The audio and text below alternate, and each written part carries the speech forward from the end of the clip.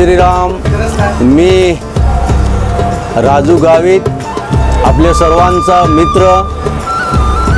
2025 आपण दिवाळी साजरा करतोय।